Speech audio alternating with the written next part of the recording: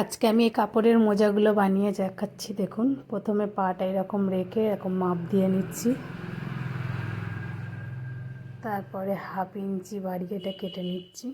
কেটে নেওয়ার পর এই যে পায়ের উপরটা আঙুলের কাছ থেকে গোড়ালি পর্যন্ত মাপ দিয়ে নিলাম। এবার এইটা রেখে লম্বাটা নিয়ে নিচ্ছি। এরকম আমি 2 টুকরো কালো কাপড়টা নিয়ে নিয়েছি। তারপর লম্বা নিলাম 10.5, আর এদিক থেকে পাটা মেপে নিয়ে ওটা হলো 6.5, আমি 7.5 নিয়ে নিলাম, 1 ইঞ্চি বাড়িয়ে। লম্বায় 10.5 আর চওড়ায় 7.5 নিয়ে কাপড়টা আমি কেটে নিচ্ছি। এখানে আমার 2 টুকরো কাপড় আছে।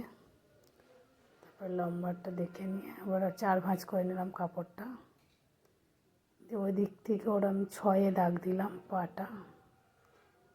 এদিক থেকে একটা দাগ টেনে নিয়ে 1.5 ইঞ্চি করে একটা দাগ দিয়ে রাউন্ড শেপ দিয়ে কেটে নিলাম। আবার কোণ থেকে 1.5 ইঞ্চি দিয়ে আবার একটা রাউন্ড শেপ দিয়ে নিলাম। তারপর এটা একটার উপর রেখে আর একটা আমি 2টো জুতো হবে, তার জন্য 2টো কেটে নিলাম। আবার এটা ভাঁজ করে কাপড়টা কেটে নিলাম।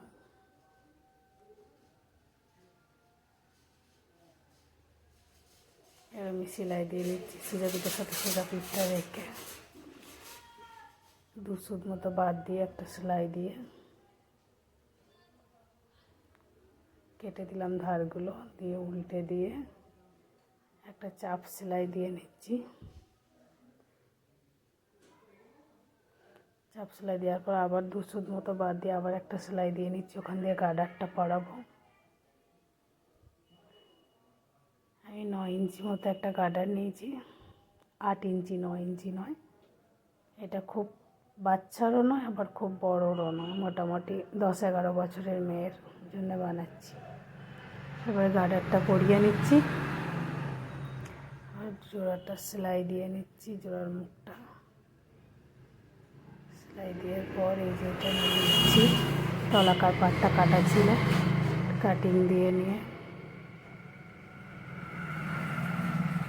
এবার আমি এইভাবে বসিয়ে চারিদিকটা সেলাই দিয়ে নেব।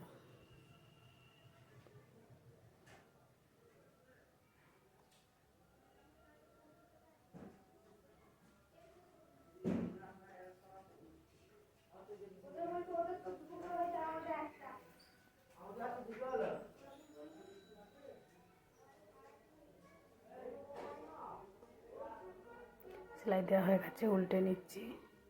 এরকম যেতে হয়ে গেছে। আমি একইভাবে এগুলোও বানিয়েছি। দেখুন কেমন হয়েছে। ভালো লাগলে অবশ্যই লাইক